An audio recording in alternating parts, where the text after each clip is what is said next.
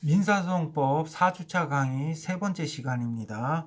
자, 당사자부터 살펴보겠습니다. 우리 교재 76페이지입니다.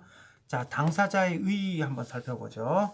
자, 민사소송에서 당사자란 자기의 이름으로 법원에 재판을 요구하거나 재판을 요구한 사람을 말합니다. 즉, 자기의 이름으로 어떤 재판을 요구한 사람, 그리고 그와 대립되는 상대방을 당사자라고 합니다. 근데 이 당사자의 명칭은 재판 절차에 따라 다른데요. 판결 절차에서는 우리가 많이 들었던 원고, 피고라는 용어를 쓰고요. 그 다음에 강제집행 절차라든지 가압류 가처분 절차에서는 채권자, 채무자, 신청인, 피신청인이라는 용어를 씁니다. 그 다음에 재소전 화해 절차라든지 증거 보존 절차에서는 신청인, 상대방이라는 용어를 사용하고 있어요. 그런데 이 소송상 당사자 개념은 형식적인 개념입니다. 그러니까 실체법과는 무관한 형식적인 개념이다. 그러니까 소송에서 재판을 요구하거나 요구당하면 그냥 당사자가 되는 거예요. 반드시 실체법상 권리자, 의무자일 것을 요하지 않아요. 우리가 이제 나중에 당사자 적격이라는 부분에 들어가서 제3자의 소송 담당을 배울 거예요. 제3자의 소송 담당은 뭐냐 하면 실체법상 권리 의무자가 아닌 제3자가 소송 수행권만 갖고 당사자가 될 수가 있어요. 그러니까 실체법상 권리 의무자가 아닌데 순전히 소송상 당사자가 될 수가 있어요. 소송 수행권만 갖고 당사자가 될 수 있어요. 이와 같이 당사자는요, 굉장히 형식적인 개념이에요. 그리고 이제 실체법상 그 사람이 권리자인지 의무자인지는 재판을 통해서 판단할 문제겠죠. 그죠? 그러니까 소송상 당사자는 그냥 법원에 소송을 제기하면 원고, 제기당하면 피고가 되는 거예요. 그러니까 실체법과 무관한 형식적 개념이다. 자, 우리가 이제 당사자에 대해서 쭉 살펴보는데 당사자와 관련된 주요한 법적 쟁점 크게 네 가지가 있어요. 첫 번째는 당사자 확정이 있어요. 특정한 소송에서 누가 당사자인가를 판단하는 당사자 확정이 있고, 그 다음에 당사자 능력이 있어요. 소송상 당사자가 될 수 있는 능력을 말하죠. 이 당사자 능력은 우리 민법상 권리 능력에 대응한 개념이에요. 그러니까 민법상 권리 능력 있는 사람은 당연히 당사자 능력이 있죠. 민법상 권리 능력자가 누가 있죠? 자연인, 법인이 있죠. 이런 자연인과 법인은 소송상 당사자 능력이 있어요. 그리고 더 나아가서 우리 민사소송법에서는요, 법인격 없는 단체, 법인 아닌 단체에 대해서도 대표자나 관리자의 정함이 있는 경우에는 당사자가 될 수 있도록 이렇게 규정을 해놨어요. 그래서 이 당사자 능력의 인정 범위는 우리 민법상 권리 능력의 범위보다 넓어요. 그 다음에 또 당사자 적격이라는 게 있어요. 소송에서 당사자로서 어떤 소송을 수행하고 판결을 받기에 적합한 자격이 있는지 여부를 이제 따지는 건데, 이 당사자 적격이 있어요. 그 다음에 소송 능력이 있어요. 소송 능력은 유효하게 소송 행위를 하기 위한 능력인데 우리 민법상 행위 능력에 대응한 개념이에요. 그래서 당사자와 관련한 주요한 법적 쟁점으로는 네 가지, 당사자 확정, 당사자 능력, 당사자 적격, 소송 능력이 있어요. 그거 말고 또 변론 능력이라는 것도 있어요. 그러니까 법정에 출석해서 법원에 대한 관계에서 유효하게 소송 행위를 할 수 있는 능력을 이제 변론 능력이라고 하는데, 이제 우리나라는 이제 변호사 강제주의를 채택하고 있지 않죠. 근데 이제 변호사 강제주의가 채택되는 경우에는 변론 능력은 변호사만 가져요. 변호사 아닌 사람은 변론 능력이 없어. 근데 우리나라 같은 경우는 민사소송에서 변호사 강제주의를 채택하고 있지 않고요. 그리고 실제 우리나라 민사소송의 거의 대부분은 당사자 본인이 소송을 해요.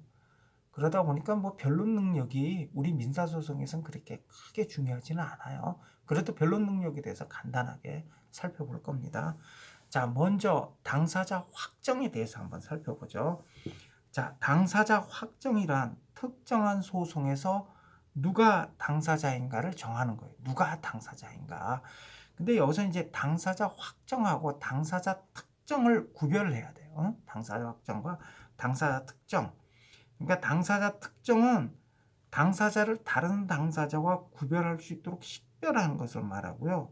당사자 확정은 그와 같이 특정된 당사자가 소송에서 당사자로 취급하는 것이 마땅한가 하는 법원의 판단 작업이에요. 이게 뭐냐면 이제 예를 들어 당사자 특정은 이런 경우죠. 예전에 어느 판사님한테 들은 얘기인데요. 이 판사님이 이제 그 소장이 접수가 돼서 이제 소장 심사를 하는데 거기 봤더니 원고가 이름이 이씨예요. 이씨.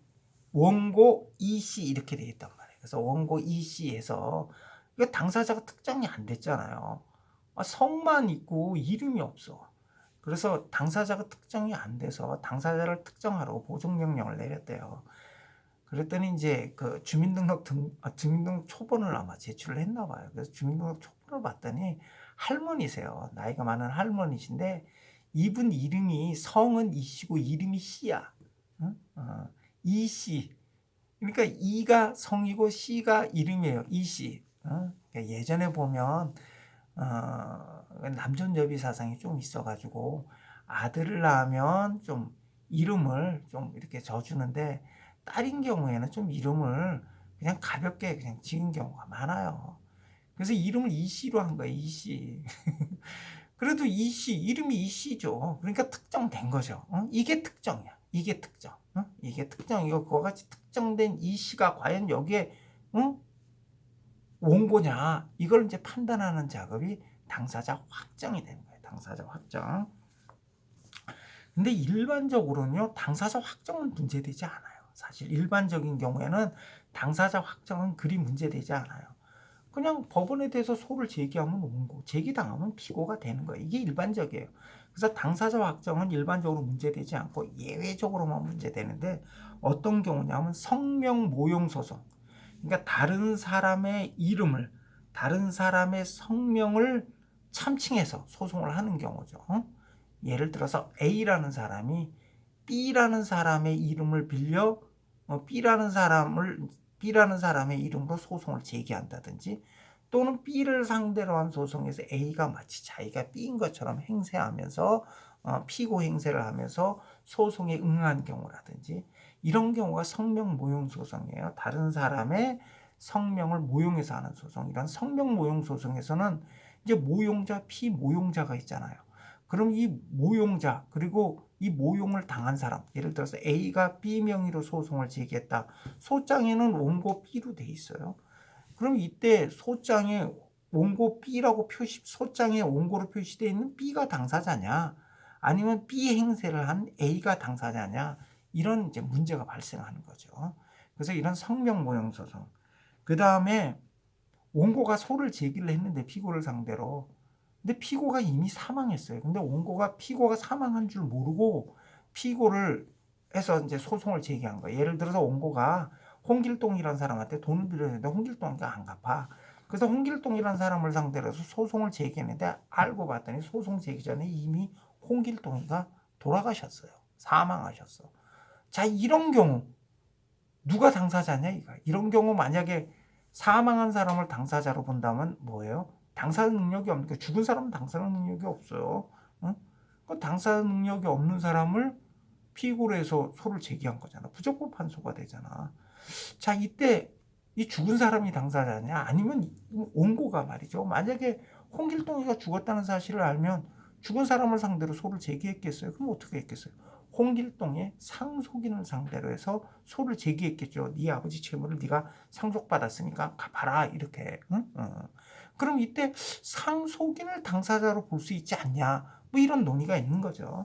그래서 당사자 확정은 일반적으로 문제되지 않고 예외적으로 성명 모형 소송, 그리고 이미 사망한 사람을 피고로 해서 소송을 제기한 경우 이때 당사자 확정이 예외적으로 문제가 된다.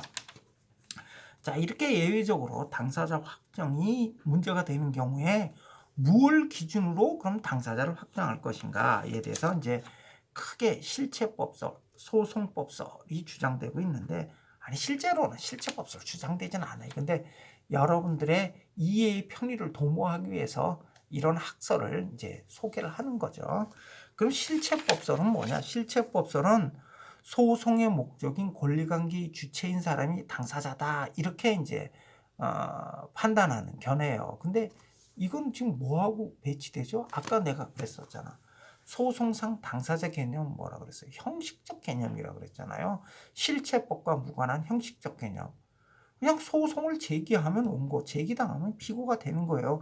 실체법상 권리 의무가 있는지 여부는 그거는 나중에 본안에 들어가서 재판에 들어가서 판단할 문제인 거죠. 그죠? 그러니까 이 실체법설은 그 소송상 당사자가 형식적 개념, 당사자의 이 형식적 개념하고 배치되죠. 그러니까 실체법설은 채택할 바 못 되죠. 그리고 실제로 실체법설을 주장하시는 분은 안 계세요. 그리고 소송법설은 뭐냐? 소송 현상을 기준으로 누가 당사자인가를 정하자는 거예요. 여기에는 이제 의사설, 당사자의 의사를 기준으로 누가 당사자인가를 정하자는 의사설, 소송상 당사자로 행위한 사람이 당사자라는 행위설. 근데 의사설, 행위설도 의사설, 행위설만 주장하시는 분은 안 계세요. 그 다음에 표시설이 있어요. 표시설은 뭐냐 하면 소장에 나타난 당사자 표시를 기준으로 소장의 당사자 표시에서 원고로 표시됐으면 그 사람이 원고, 피고로 표시됐으면 그 사람이 피고라는 견해예요. 이게 표시설인데요. 우리 그 교재 700쪽 한번 펼쳐보세요. 우리 교재 700쪽에 보면 소장 견본이 있어요. 소장 견본. 700쪽 펼치셨어요? 700쪽에 보면 소장 견본인데 그 소장 견본 한번 보세요. 거기 보면 맨 위에 소장 이렇게 돼 있고 그 밑에 원고 김갑동, 대전 서구 둔상동 땡땡 아파트 뭐 몇 동 몇 호, 그다음에 피고 이을동, 서울 강남구 논영동 땡땡. 자, 이렇게 요게 바로 당사자 표시예요. 맨 위에 있는 게 원고의 표시, 그 밑에 있는 게 피고의 표시죠. 요게 당사자 표시예요. 그러니까 표시설은 무엇을 기준으로 당사자를 확정한다? 소장의 당사자 표시를 기준으로 판단한다는 거예요. 소장의 원고가 지금 김갑동, 원고 표시 부분에 김갑동이라고 되어 있잖아요. 그럼 김갑동이 원고라는 거야. 그리고 소장의 피고의 이을동이라고 표시되어 있잖아. 그럼 이을동이가 피고라는 거예요. 이게 표시설이야. 표시설. 그럼 우리 판례 입장은 뭐냐? 우리 판례는 원칙적으로 표시설의 입장이에요. 소장의 당사자 표시를 기준으로 해서 누가 당사자인가를 확정한다. 이 표시설의 입장이다. 우리 판례는 기본적으로 표시설의 입장이에요. 다만 우리 판례는 소장의 당사자 표시만을 기준으로 할 것이 아니라 그 소장의 청구 취지, 청구원인. 700쪽 보세요. 700쪽에 보면 소장 그 밑에 뭐라고 돼 있어? 응? 소장 밑에 청구 취지지. 청구 취지. 이 청구 취지가 원고가 바라는 재판의 결론 부분을 적는 거고요. 청구 원인은 청구 취지와 같이 재판을 구하게 된 그 원인이 되는 사실. 이거 쭉 적는 거예요. 청구 원인, 청구 취지, 청구 원인. 그 다음에 입증 방법 청구하죠. 이 증거서류예요. 차용증서 내용증명 5편을 증거서류로 첨부해서 냈네요. 그러니까 우리 판례는 소장의 당사자 표시만을 기준으로 판단할 것이 아니라 청구 취지, 청구 원인, 그 밖에 어떤 소장에 기재되어 있는 나타난 사항 일체를 함께 고려해서 판단하자. 기본적으로 표시설이죠. 그래서 이런 걸 어떤 뭐 실질적 표시설 뭐 이렇게 얘기도 해요. 근데 하여튼 기본적으로 우리 판례는 소장의 당사자 표시를 기준으로 누가 당사자인지를 확정하자. 이런 표시설의 입장이에요. 그리고 통솔도 이런 표시설의 입장이에요. 그런데 우리 판례는 표시설의 입장이지만 단 예외적으로 딱 한 가지 경우에는 예외적으로 의사설을 취하고 있어요. 어떤 경우냐 하면 78쪽 판례 입장 두 번째 단락 보세요. 그러나 판례는 원고가 이미 사망한 사람인데 이를 모르고 피고로 해서 표시해서 제소한 경우. 아까 말했었잖아. 원고가 홍길동이한테 돈 빌려줬는데 홍길동이 돈을 안 갚아서 홍길동이를 상대로 대여금의 지급을 구하는 소를 제기했는데 홍길동이가 이미 사망했어요. 자, 이 경우 만약에 원고가 홍길동이가 사망했다는 사실을 알았다면 누구를 상대로 소송을 제기했어요? 원고는 당연히 죽은 놈을 상대로 소송을 제기하겠어요. 당연히 홍길동의 상속인, 응? 홍길동의 상속인을 피고로 해서 소송을 제기했겠죠. 이게 원고의 진정한 의사라는 거예요. 그래서 우리 판례는 이 경우에는 누가 피고다? 홍길동의 상속인이 피고라는 거야. 근데 소장에 뭐야? 피고가 잘못 표시됐어. 홍길동으로. 그래서 이때는 이 사망한 홍길동, 그 소장의 피고로 표시되어 있는 사망한 홍길동이를 그 홍길동의 상속인으로 그 피고 표시를 정정할 수 있다. 당사자 표시 정정이 허용된다. 이런 입장이에요. 그러니까 우리 판례는 원칙적으로 당사자 확정의 기준으로서 우리 판례는 원칙적으로 표시설의 입장이지만 다만 예외적으로 이렇게 이미 사망한 사람을 피고로 하여 소송을 제기한 경우에는 그 상속인을 당사자로 보고 원고의 의사에 쫓아 그 상속인을 당사자로 보고 이때 그 상속인으로 당사자 표시 정정을 허용하는 것이 우리 판례의 입장이에요. 그럼 여기서 지금 당사자 표시 정정이 나왔는데 당사자 표시 정정을 한번 자세히 한번 살펴보죠. 79쪽 한번 보세요. 79쪽 당사자 표시 정정 이렇게 나와 있죠. 당사자 표시 정정이라는 게 뭐냐? 원래 본래적 의미의 당사자 표시 정정은요. 당사자의 동일성이 인정되는 범위 내에서 당사자 표시만 바꾸는 거예요. 표시만 바꾸는 거예요. 예를 들어서 피고가 홍길동이에요. 홍길동인데 당사자 그 소장의 당사자 표시가 어떻게 되냐면 홍기동으로 돼 있어. 리을이 탈락된 거지. 응? 홍길동인데 홍기동으로 표시상 착오가 있었어. 이 경우 홍길동으로 바꾸는 거. 이때 뭐 사람이 바뀌나요? 사람이 바뀌는 게 아니죠. 그냥 표시만 바뀐 거죠. 잘못된 표시를 정정한 거죠. 요게 당사자 표시 정정이에요. 원래 의미의 당사자 표시 정정. 그러면 동일성이 없는 아예 다른 사람으로 바꾸는 거. 그건 당사자 경정이에요. 당사자 경정. 그래서 당사자 경정하고 당사자 표시 정정은 구별해야 돼. 당사자 경정은 허용하지 않아요. 법률에서 인정하고 있는 예외적인 경우, 우리 법률에 당사자 경정을 인정하는 예외적인 경우가 있어요. 우리 법률이 허용하고 있는 당사자 경정에 대해서는 우리가 나중에 그 아마 2학기 때 될 거예요. 2학기 때 그 당사자 경정 들어가서 우리가 좀 자세히 살펴볼 거예요. 자, 그러니까 여기서 이 당사자 표시 정정하고 당사자 경정은 어떻게 다른 거예요? 당사자 표시 정정은 당사자의 동일성을 유지하면서 표시만 바꾸는 거고 당사자 경정은 다른 사람으로 바꾸는 거예요. 응? 다른 사람으로. 동일성이 없는 다른 사람으로 바꾸는 걸 당사자 경정이라고 하는데 당사자 표시 정정은 뭐 그건 당연히 허용이 돼요. 허용이 되는데 당사자 경정은 원칙적으로 허용되잖아. 금지돼. 다만 법률이 허용하는 예외적인 경우에만 가능하다.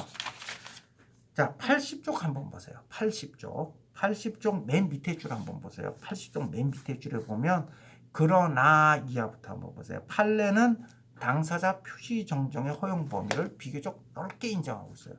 아까 원래 당사자 표시 정정은 당사자의 표시가 잘못됐을 때 그걸 바꾸는 게 당사자 표시 정정인데 우리 판례는 이걸 좀 굉장히 폭넓게 인정해주고 있어요. 그래서 어떤 경우까지 인정하냐 하면 당사자 능력 없는 사람을 당사자로 잘못 표시한 경우, 당사자 능력 없는 사람을 당사자로 잘못 표시한 경우에 이때 당사자 능력 있는 사람으로 당사자 표시 정정을 허용해요. 이거 당사자 경정으로 봐서 금지시키는 게 아니라 이 경우에도 당사자 표시 정정으로 허용을 한다고요. 그럼 어떤 경우가 여기에 해당이 되느냐? 거기 보면 이제 예를 들어 점포 주인 대신 점포 자체, 학교법인 대신 학교, 대한민국 대신 관계행정청을 당사자로 표시한 경우 당사자 능력 있는 사람을 표시 정정하는 것을 허용하고 있다. 우리 판례 입장인데요. 그러니까 예를 들어 이런 거예요. 우리 여기 학교 앞에 가면 한남 빅마트 있어요. 나 거기 가끔 가요. 가서 거기 물건도 싸고 해서 많이 사는데 나 한남 빅마트 아저씨하고 나 아무 관계 없어요. 아무 관계 없어 나 거기. 근데 그 예를 들어서 설명하면 한남 빅마트에 물품을 납품하는 사람이 있었는데 물품 대금을 못 받았어. 그래서 이 사람이 한남 빅마트를 상대로 해서 물품 대금 달라는 물품 대금 청구 소송을 제기했어요. 돈 달라는 외상 대금 청구 소송을 제기했어. 자, 이때 피고 한남 빅마트 이렇게 써요. 피고 한남 빅마트. 한남 빅마트는 뭐예요? 가게 이름이지 그냥 상호지. 이게 법인도 아니고 뭐 자연인도 아니잖아. 그럼 뭐야? 당사 능력이 없지.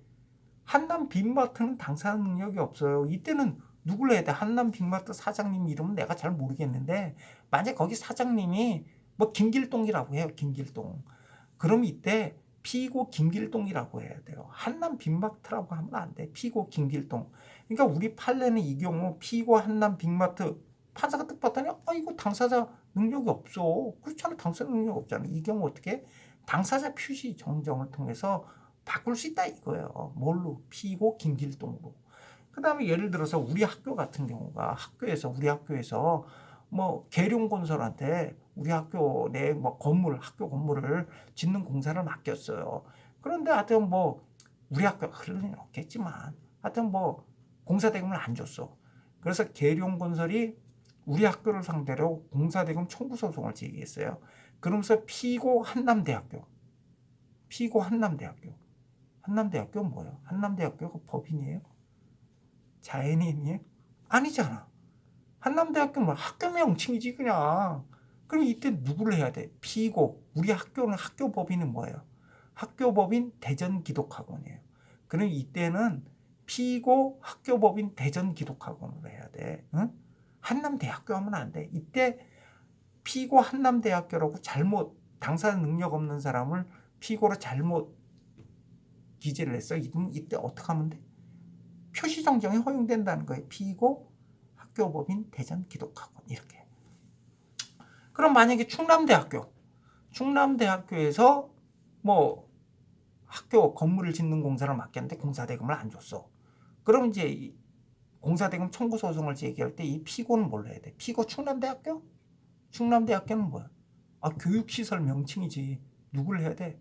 피고 대한민국으로 해야 돼. 피고 대한민국으로. 이때 피고 충남대학교에 한 걸 피고 대한민국으로 표시 정정으로 허용된다 이거야. 당사자 표시 정정으로. 그러면 서울 시립대학은 어떻게 될까?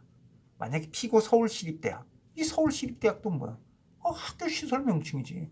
그럼 뭘 해야 돼? 거기서는 피고 서울특별시로 해야지. 피고 서울특별시. 이렇게 바꿔 이 표시 정정을 할 수 있다 이거예요.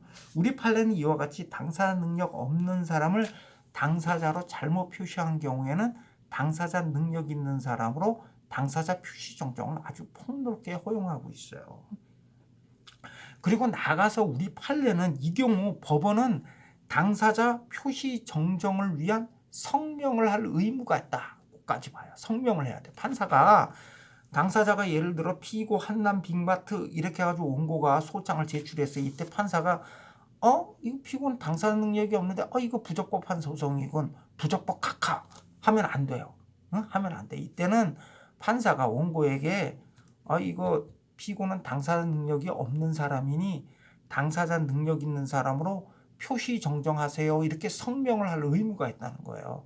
이렇게 성명을 하지 아니하고 그냥 당사 능력 없는 사람을 피고로 한 소송이다. 부적법 각하하면 심리미진에 위법한 판결이 된다는 게 우리 판례 입장이에요. 다시 80쪽으로 다시 한번 돌아와 봐요. 80쪽으로 다시 돌아와서 당사자 표시 정정의 허용 범위 거기 한번 보시면요. 그런데 이 당사자 표시 정정을 우리 판례가 이렇게 폭넓게 허용하고 있죠. 그러니까 예를 들어 당사 능력 없는 사람을 당사자로 표시한 경우 당사자 능력 있는 사람으로 당사자 표시 정정을 허용하고 있고요. 또 하나가 뭐예요? 여기 이미 사망한 사람을 상대로 소를 제기한 경우에도 우리 판례는 어떻게 봐? 상속인으로 당사자 표시 정정을 허용하고 있죠. 상속인으로. 근데 이때 이 당사자 표시 정정이 허용되는 경우를 자세히 이렇게 보시면 그 표시된 당사자가 다 뭐예요? 당사자 능력이 없는 경우죠. 그죠? 지금 이미 사망한 사람을 상대로 소를 제기한 경우에도 그 표시된 당사자는 뭐예요? 사망한 사람이죠. 당사 능력이 없는 사람이에요. 근데 상속인으로 표시 정정이 허용된다. 이런 거예요. 근데 이 경우에는 당사 표시 정정 허용 안 돼. 어떤 경우냐 하면 그 당사 표시 정정의 허용범위 바로 밑에 한번 보시면 판례는 단체의 대표자로서 소송을 제기한 사람이 그 단체 명의로 당사자 표시 정정을 하는 것은 동일성이 인정될 수 없어 허용되지 않는다.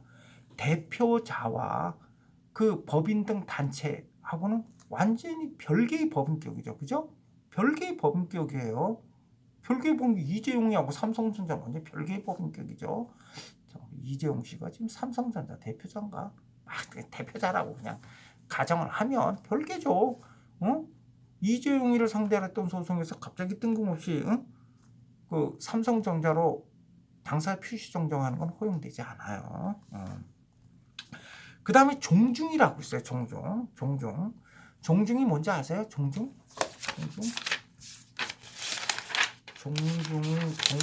우리가 이제 나중에 종중에 대해서 우리가 살펴볼 텐데요. 우리 교재 95쪽 한번 보세요. 우리 교재 95쪽 보면 종중이란 공동 선조의 후손들에 의하여 그 선조의 분묘 수호 및 봉제사, 제사를 지내는 거예요. 봉제사와 후손 상호 간의 친목 도모를 목적으로 형성되는 자연 발생적인 종족 단체이다. 예, 나는 저 강원도 정선, 강원도 정선 전시예요.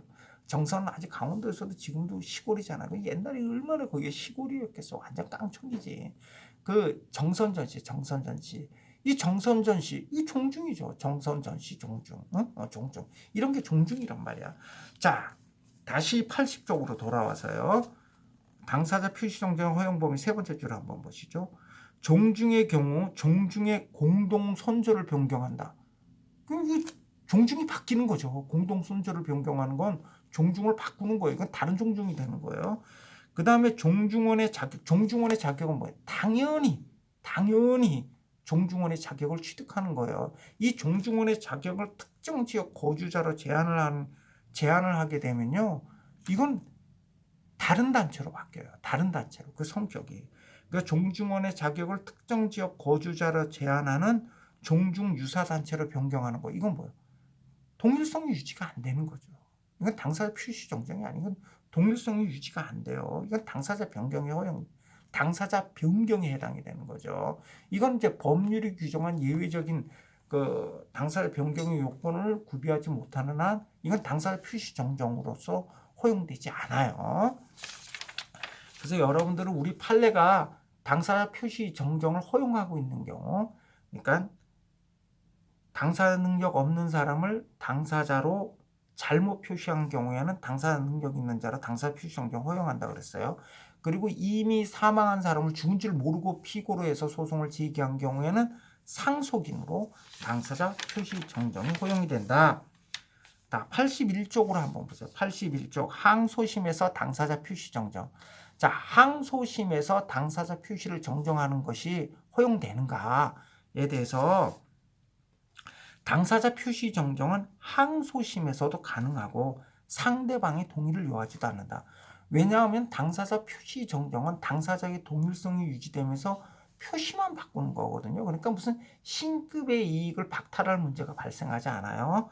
그래서 당사자 표시 정정은 항소심에서도 가능하고 상대방의 동의를 요하지 않는다. 예, 여기까지 살펴보고요. 성명 모형 소송서부터는 5주차 강의에서 성명 모형 소송서부터 살펴보기로 하겠습니다.